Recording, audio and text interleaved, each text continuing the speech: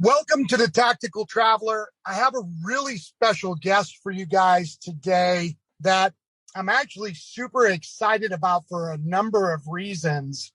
If you haven't figured it out by now, one of the reasons why I'm doing this podcast is to interview people with great stories all across the world, but it's really also to encourage you to become your own boss so that you have the time and money freedom to travel the world.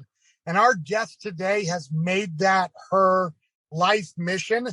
And out of everybody I've talked to so far, she seems to be an expert. So I'd love to welcome Andrea Overend to the show. How are you doing today? I'm doing well, John. Thank you. Thank you. Well, I'm reading here in your bio, and just to give people a kind of sense of what kind of boss lady you are, because it's pretty crazy. You're an 11-year U.S. Army vet, so thank you for your service. You're an entrepreneur. You started your own restaurant. You own a Baskin and Robbins. You have a consulting firm. You have a travel agency. You've got 4 daughters, which out of everything so far, I'm not sure about that one. The rest of everything is like really great. 4 daughters makes you like on God status. I got 3 boys and they're pretty easy. My daughter is rough. Mm-hmm. And then you also had a kidney transplant. It's like, and you're a doctorate? You got a PhD? A PhD candidate. So yes, that's right. In psychology, clinical psychology, which means that I'm eligible to become and continue those studies. So I got accepted in doctorate programs. Yes. So what don't you do? Oh my goodness. Well, John, I mean, everything you mentioned, yes, thank you for all the compliments. This journey that has led me to these accomplishments has been all for knowledge seeking. So as I'm seeking more information to accomplish goals, it has led me to different routes, and that's how I've been able to do it. Yeah, I mean, it's really impressive. It doesn't matter who you are, to accomplish all those things is pretty amazing to me. But one of the things that I love is that through talking with you, you had this intense desire to travel, but you didn't see initially the financial ability to do that or the time freedom to do that. So I guess out of that, there's a couple of questions. I mean, what was it that inspired you to start traveling more? And then we'll dig into the business side. Yeah. So traveling just seemed like this big, amazing sign of freedom and adventure to me, starting very young. And, it doesn't have to be a hunger that starts young, but for me, it did. And part of it was this dual sort of life I had as a youngster. Growing up in the U.S., I was a first generation American, and when my mom came here, we would still travel. She's from Mexico, and we were born and raised here. We would still travel back to Mexico often, 4 months out of the year, me and my siblings. And the dual life I'm talking about is in the U.S. Later, I realized how really humble beginnings I was being raised in, and how much my mom struggled, and she worked in restaurants. So in Southern California with 5 children. So that tells you a bit of the struggle. But in Mexico, there were many entrepreneurs, and all my family, were professionals in different industries. And there, though, when we went to visit, we were sort of like the rich U.S. kids. So the abundance mindset, the travel mindset, that duality really formed me early on and gave me that hunger to keep exploring the world and truly look into how that happens, where I would go back home and think, I don't really know how we're so wealthy, quote unquote. But then when I would go to Mexico, I would see their levels of success as a way of wealth. So yeah, that hunger started very young because of that. Yeah. Now let's dive in for a little bit into the Army for you. You had the unfortunate pleasure of being in the 82nd, I think it was, right? That's right. That's right. Yeah. So, I apologize. Not everywhere in the Army can be great, but, the 82nd isn't bad. Yeah. So Watch what tell you me say about now. your Watch what Army you career. say. No. Well, I know a lot of veterans that listen. They'll all get a kick out of it. So, except for the people from the 82nd, like my cousin. That's right. Airborne all the way. Yeah. So Right? the pleasure of being 82nd. So the thing with 82nd is that, going back to travel, that fueled it more. It was very restrictive when I was in the 82nd Airborne Division. We already are military veteran wise, for those who don't have that background or aren't veterans, we already have many restrictions, including with travel, mile radiuses, doing safety checks, requesting permission through your command team. But in 82nd, the pleasure that we had there is it's a highly disciplined and even more regulated unit in the Army because it's mobilized within 48 hours. And that's how it's always been. So yeah, you have to be ready to go. You have to be ready to go. So you're constantly training. Yeah, that's the pleasure of being in the 82nd, and it totally formative. I joined the Army. I joined at 16 and left at 17. And so I got to 82nd right before right after rather, my 18th birthday, after all my training. And I didn't know anything different until I started in the Guard and I got stationed in New York City and other places. But I realized, whoa, there's like a whole different Army world there that I was exposed to. So. Yeah. Now, how did you get into the military at 16? Yeah, so I knew I wanted to join the Army. I had seen, which I was too young to watch it now that I think about it, but everyone knows G.I. Jane and other things that I realized, whoa, like women can do that.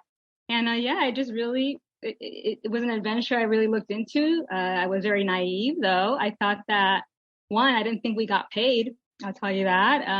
I also thought everybody was like skilled in all. Like I thought they were skilled in everything. Like I thought everybody was a pilot, everybody was a paratrooper, everybody was infantry. And also all the other tasks. I didn't know until later that that's not how it worked. That's So I'm funny. like, yeah, I want to do that. I want to go and fly and jump out and do all these missions. And I just thought that no one plays, Navy, they play Army. So Right. Now, one of the things that, as we were talking, is that you went back to Mexico often, and in your family, you were telling me about just kind of like the situation that your family was in, and how if they really wanted to make any money, they had to be entrepreneurs. Could you share that with the people that are listening today, and just kind of explain what you were seeing and how that really impacted your life and the direction that you would end up taking?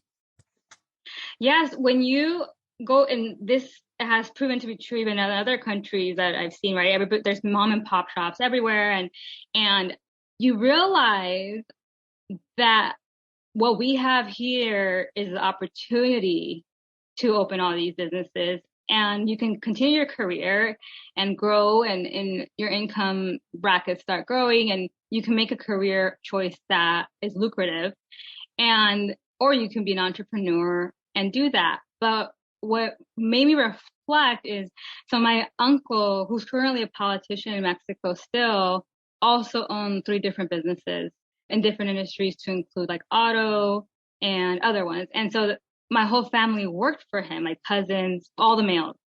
And then my other uncle, he majored in accounting, met his wife. She was also an accountant, and they opened their own firm.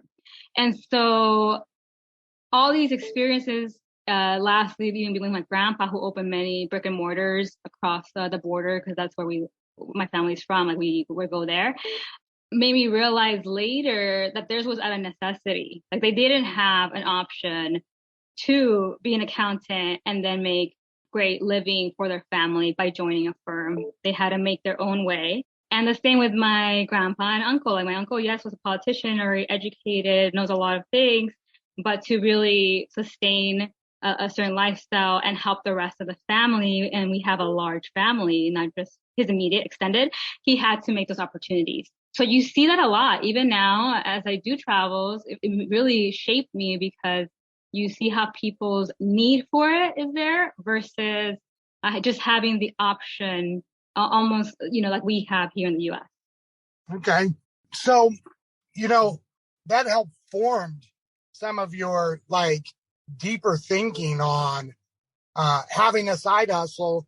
And even when you were doing your 11-year stint in the Army, were you doing side businesses? Tell me a little bit about that. Yes, I was doing that. Even initially, I would just start.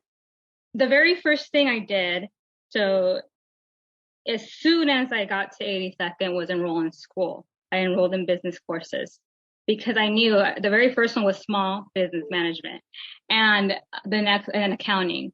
So I knew that was the route I was going, and I didn't have the tools to get there because there were zero entrepreneurs in the US, right? I would only be able to get that knowledge if I asked my family in Mexico and go to Mexico. So I needed to know how to do it here. When I was in the Army, I started to do a kennel business, a concierge business, which was the concierge side was more like a paperwork administrative task for other people outside. And I even build knowledge on tax preparation, which I was financed in the Army, so we could volunteer at the tax center. I don't even know if everybody knew that, but you could. And as soon as I got that skill, I started preparing taxes. So it was an ongoing experience because I knew I wanted to go that route. Yeah. Wow. Now, at what point did you end up starting or owning the Baskin Robbins? The franchising, so franchising is a whole new element. Going back to education, my studies, I went to schools that were research. So the last school I actually graduated. And for those who don't understand, when you're in the military and you're moving around, I think I forgot how many number of schools to include University of Alabama. I was at University of Arizona for a semester, so many things.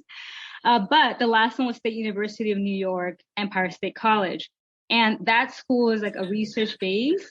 They want you to do a lot of writing and everything, at least when I was there. And the research that I did was in franchising, mortgage, and real estate. Those were the three businesses that I really researched. And so the first one I, in fact, first looked at was in 2008, was in McDonald's. And that was its own process. I can go on for that one on how that went. And then the second one was a pharmacy franchise and so on. And so franchising definitely is its own knowledge set and skill set. And that's what led me to the Baskin Robbins franchise. And now it's more of acquisition. The business itself for the LLC is an acquisitions business to flip. And so that's where I'm at. But I definitely completely you have to know everything ins and outs of franchising, or if not, get a consultant or someone to help you because it's its own knowledge set. It takes a while. Yeah. Guys, and then somewhere in there found time to get a master's degree, and somewhere in there found time to start your own consulting business, which then led you to travel because you had to travel to do all these consulting gigs. So you decided to open your own host agency and travel. Yeah. So, so I love how you explain things. I'm just like, wow, that sounds like an amazing person. Wait, you're talking about me? For the masters. No. I got a postdoc in biochemistry. Yes, I definitely could, even right now, within less than a year, earn a master's. But what that means, I took a lot of upper division of biochemistry courses. And so based on the requirements needed, I didn't need that for a doctorate. You're asking, the travel has always been there. I continued it on and on. All over the East Coast. Every time I was stationed somewhere else, just that alone fed that need and hunger for it. But I really took off more in 2015 because that's when I left the Army. And I was open, as we mentioned, restrictions, to go wherever I wanted. That's when I really, as soon as I was out, like 2 months later, I was in Costa Rica. 2 months after that, we were in all the Virgin Islands and some other Caribbean location. It just continued, but it really took off even further then. So that's what we went back to the agency, was that I was already doing my own travel. I would help other people travel. And I wasn't sure what I didn't know, because if you go online and look for yourself, all those entities that you're looking through are agencies. So they're the travel agencies. So I was like, what don't I know? You know, again, going back to knowledge seeking, I'm like, I feel like I'm missing something. And sure enough, as soon as I started the licensure process and opening the entity, it was like mind blowing. All the things that I learned on top of what I already knew was travel. Yeah. And so what led you to open your own host agency instead of like just signing up with somebody else's host agency? You know, initially that was part ego, you know, like I want my own thing. Like I just always am used to my own thing. But I would have never guessed that, by the way.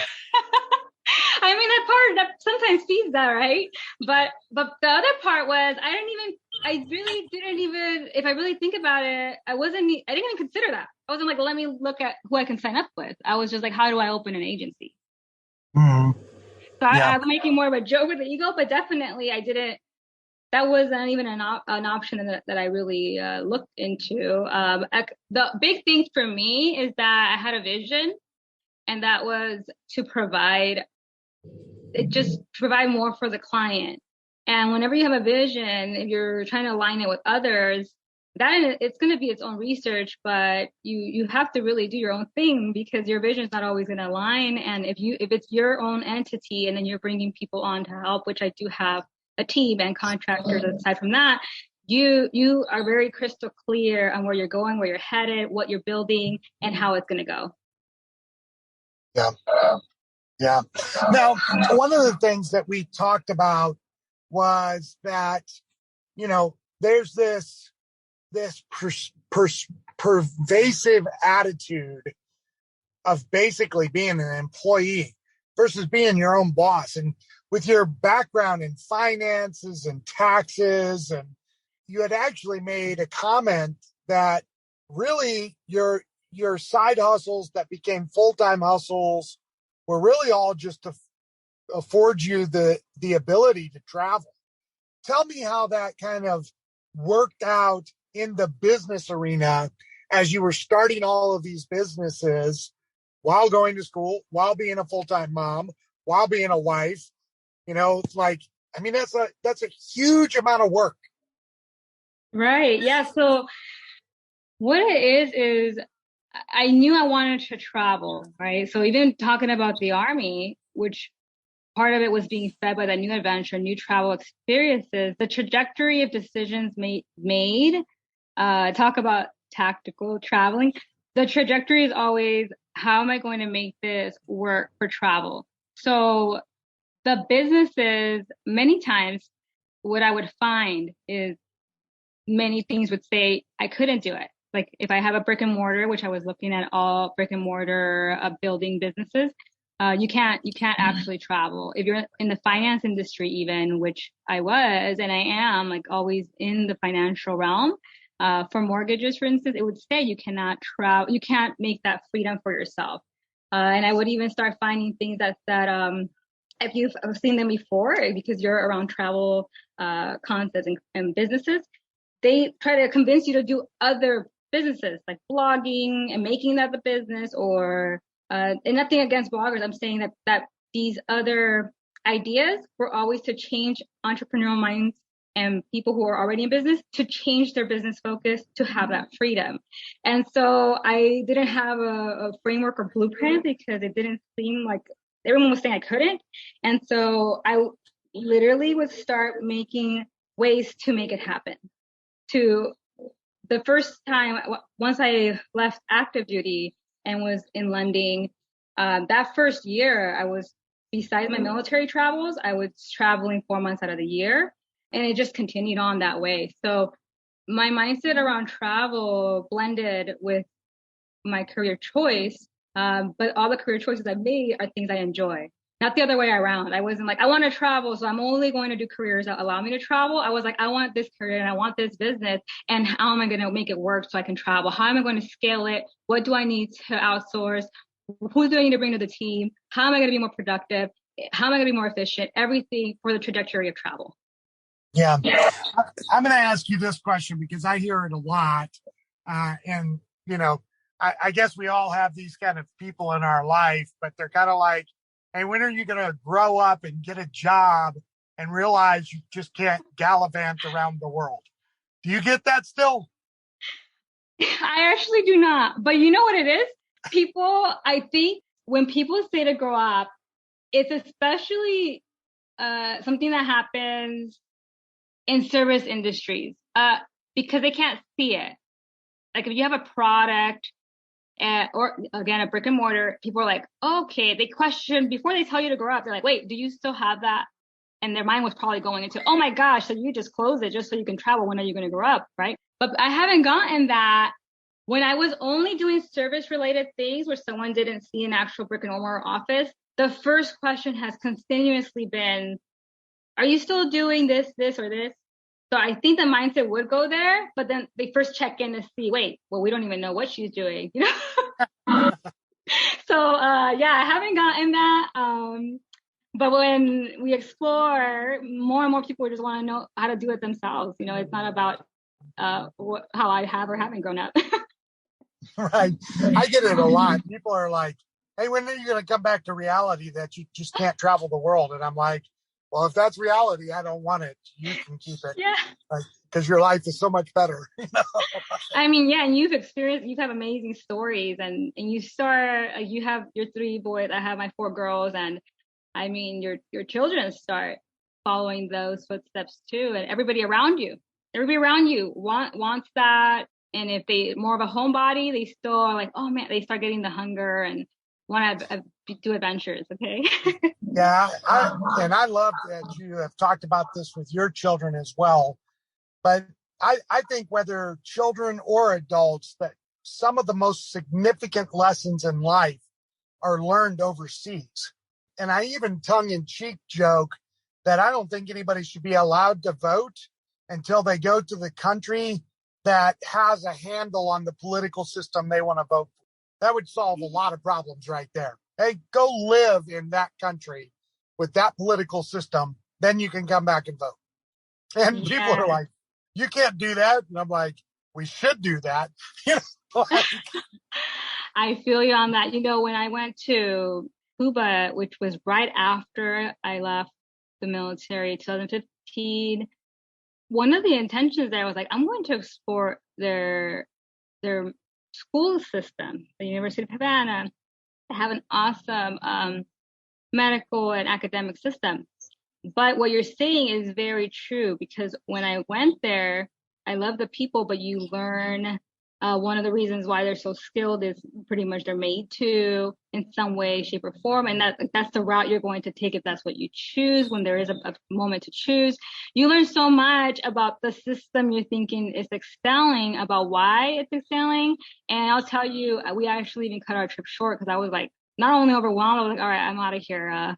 I'm not proceeding here, and I didn't really enjoy it there as much as I want to. I hate to say it because again, the people were great, many amazing experiences still, but for sure, if you go to a different country and one of the intentions when you're knowledge seeking is to see what's up, like, is this really what I want or I'm thinking about?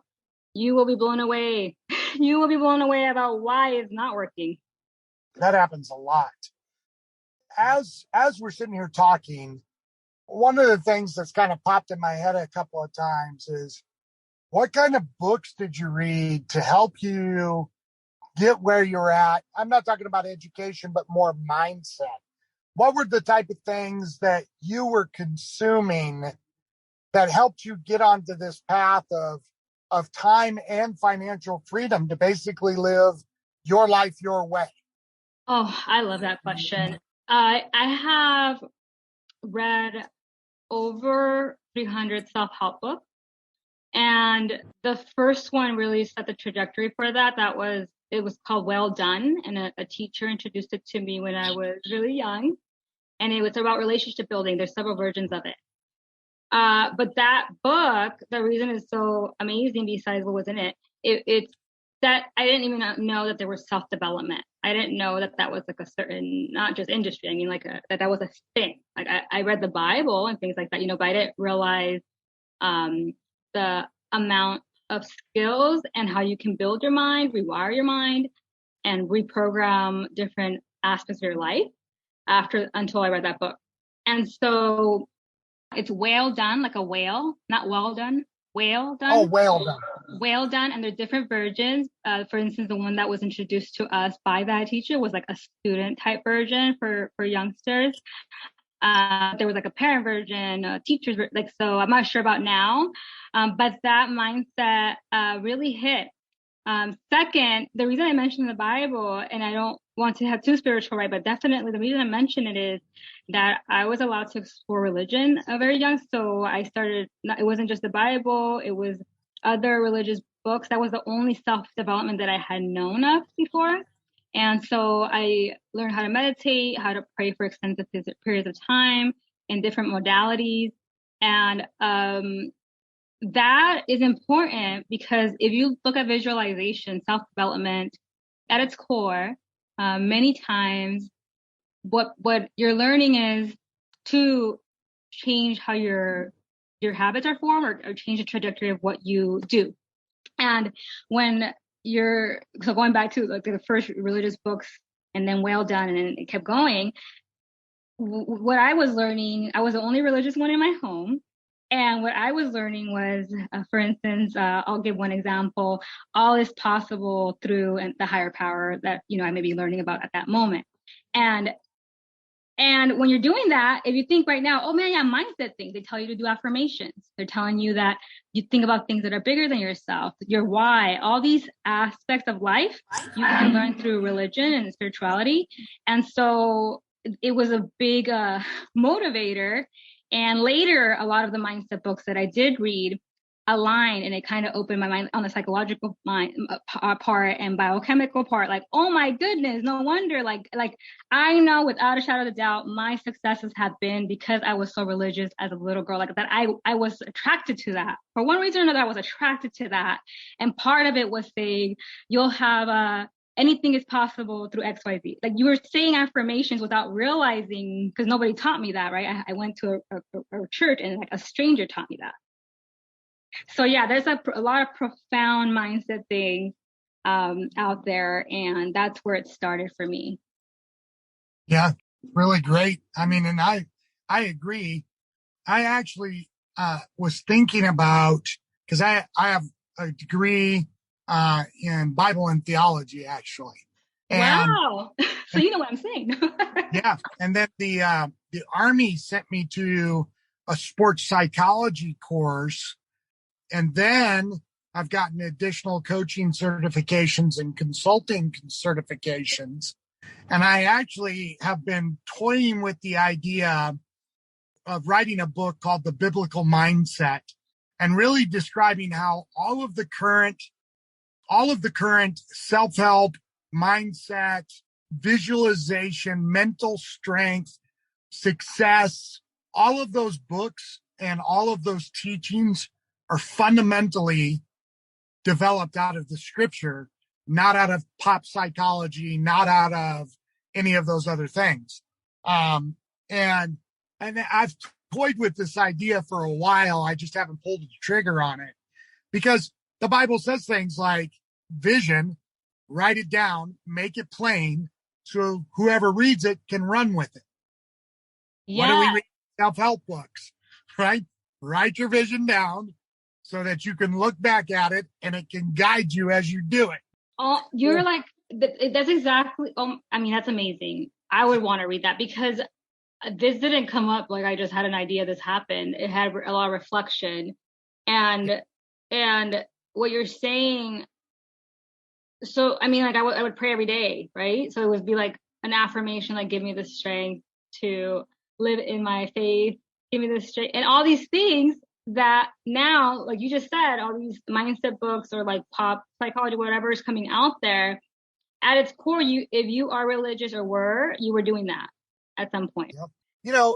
There's so many concepts, and I know that not everybody listening is going to be a Christian or believe in the Bible, but the principles are the same regardless of your belief system. So I I don't want people to walk away thinking that you have to believe the Bible in order for those things to happen, though I wish they would. That's not really my point. But when you think about it, another one is that as a man thinks in his heart, so he is. And there's just all of these affirmations that really are so pivotal. And I don't think in Western culture, we really ever talk about them that much. And I was even sharing with my kids that there's this crazy idea in our country that when you're a kid, what do you want to be when you grow up? What are your dreams? What is it that makes your heart happy? And then somewhere around the time frame of 15, 16, 17, it's like, hey, give up on that dream crap. It's time to grow up, get a job, and go be an employee in the American, revolutionary industry, And I just find that stuff so antithetical to what actually the true purpose of people is. Like, I don't think that God intended us just to be somebody else's slave. Yeah. And you're hitting on something very important, because even with the consulting, though it is very logistical, strategic, when we look at everything as a whole, and it obviously has to include some of the mindset aspects of it, because you're changing how you're doing things in business to travel more, to have that freedom, to not be a slave to your own business. Like, you're making your own hours, but you're your own slave to your own business. So when you're doing that, and what you just talked about in all the different models, if you just look at marketing, demographics, if you look at strategizing for mindset, they talk about different aspects, different pillars. And I always discuss them as generalized wealth, health, spirit, and mind. And there's different things within each, from relationships to other things that people may touch on. But when you have that slave type mentality, even to your own business, that you're like, I cannot, I'm stuck, I can't travel. If I travel, this happens.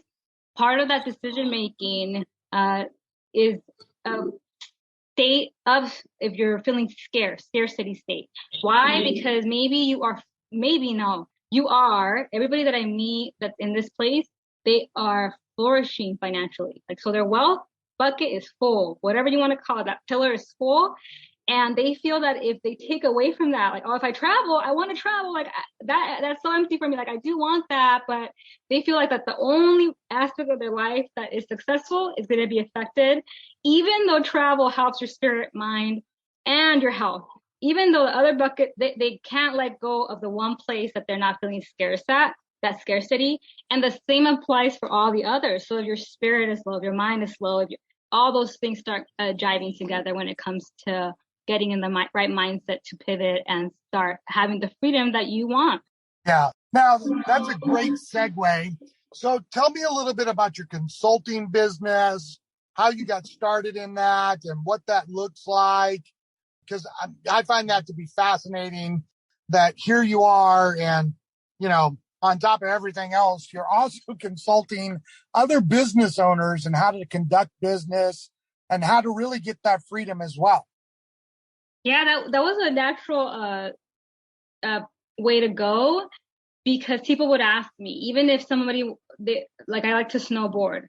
So if someone's like, hey, like, I saw you went snowboarding, and majority of these people obviously were business owners and as well. And they say, I want to go. And then we try to figure out when. And because my mind's constantly working and reading and all that, when I talk to somebody, it's literally natural for me to start inquiring about them, not as a judgment, just like as I'm curious, right? And so things started happening where these retreats were sort of formed. Like, I'd be like, hey, I'm going to invite such and such friend. And then, hey, we got to sit down for coffee because I want to explore that one idea we talked about. And then this happened. The very first time this started happening was in 2016. And so I did a lot of one-on-ones, because essentially people wanted to know how to do it more, how to travel more, and then building the business and all these things. And I had to even put a cap. Like, hey, the most is going to be like 6 people at a time. So I started building cohorts and all that. And now it's morphed into me wanting to do it more as a group. And so that's where I'm working on now. My last cohort ended 2 weeks ago. And I haven't taken any clients on because I'm building the group model. Nice, nice, nice. Now, what system are you using for the group model? Are you using like ClickFunnels? What's your kind of system that you're using to put all these people together? So right now, to actually bring them together, we're sharing just like basic, actually. It's just getting together like on Zoom to actually do the meetups. And I have explored some of the platforms, like you just said, ClickFunnels, Kajabi, all these things to put the information on. But I haven't maxed that out yet. Why? Because one, all my businesses are brick and mortar, including the consulting. So I have never once even done anything internet related. So it's that part. And so the first thing that I'm doing to do that is building my team that is skilled in those aspects, because I can't do all of those things. Man, it's been so good talking to you. As people are listening to this, I'm sure there's going to be people that want to travel. I'm sure there's going to be people that want, help with their businesses or just want some ice cream. Or maybe they're from the 101st Airborne Don't want to Division, fight me. and they want to tell you how horrible the 82nd is. What's the best way for one of them to reach out and get in touch with you? Yeah, they could, especially since we're talking about a travel, they can go to www.globehub.com. And on there's my phone number. I'm telling you, brick and mortar, like you can call me. It's 760-979-1741. I'm a talker and I like to talk on my phone. That's not a weird thing for me. Yeah, right. Cool. I will put your website and your number in the podcast notes so that as people are watching or listening to this later on, that they can reach out and get in touch with you. Do you want me to put your consulting on there too, or can they reach you through the Globetrotters as well? Yeah, they definitely can. They definitely can do that. So the travel is Globetrot Hub and Globetrot Pro is the consulting. So very easy to remember. And yeah, I'll definitely send those out and put a link down there. Awesome. Well, listen, Andrea, thank you so much for your time. It was so refreshing talking to you. And I just think that people are going to get a ton of value out of this. And the most important thing is the mindset. Here you are, and you've done all of these things. And even if somebody only does a quarter of what you've done in their life, they would have far more freedom than what they have right now to travel and to experience the world. So I just want to thank you because it's a great testimony and role model for people to look after. Thank you, John. Yeah, I appreciate it. And for sure, I'm not hesitating. Like if you have any questions on how to do that or even just anything related to that, do not hesitate to call me. Thanks a lot. Appreciate it, John.